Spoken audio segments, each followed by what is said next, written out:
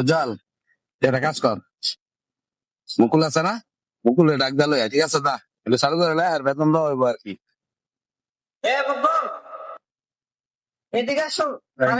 আচ্ছা আইতাছি।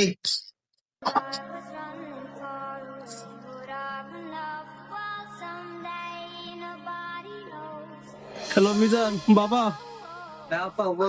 বাবা রে, ডাক্তার তো কইতাছে আমার নাতির বাঁচাইতে হলে 5 লাখ টাকা লাগবে বাবা। এখন তো আমার কাছে টাকা পয়সা নাই বাবা। বাবা দেখ তো, তুই কোনো ব্যবস্থা করতে পারছিস তুই বাবা? কি করো এত টাকা? এত টাকা আমি কিভাবে জোগাড় করবো? আমার তো মাস হয়েছে না, আরো 5 দিন বাকি এই মাসের।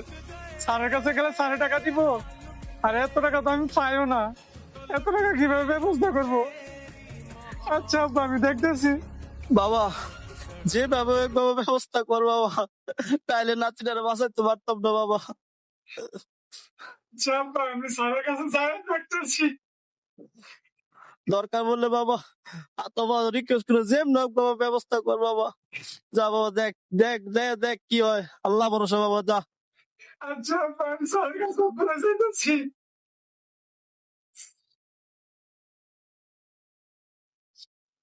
সালাম আলাইকুম স্যার। ও, তুমি তো টাকা পাও না? আচ্ছা,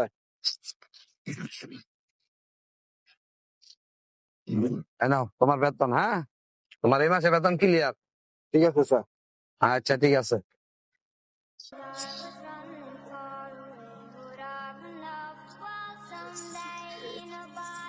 স্যার স্যার একটু দাঁড়ান। কি হয়েছে তোর? স্যার, আমার বেতনটা যদি দিতেন স্যার। স্যার, আমার ছেলে হসপিটালে ভর্তি স্যার। 4 মাসে অপারেশন করুন লাগবে স্যার। 5 লাখ টাকার বই স্যার। স্যার, আপনি আমার 5 লাখ টাকা দিয়ে আমার বিপদ থেকেও থাকবেন স্যার। এই তোরে কি টেয়া দিতাম রে? হ্যাঁ, আমার মাসের আর তোর 5 দিন বাকি আছে। না দে, না দে, না, না, না।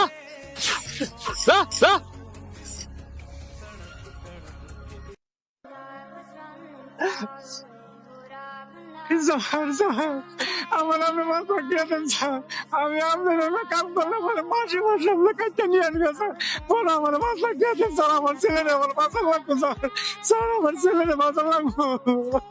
না, না দে।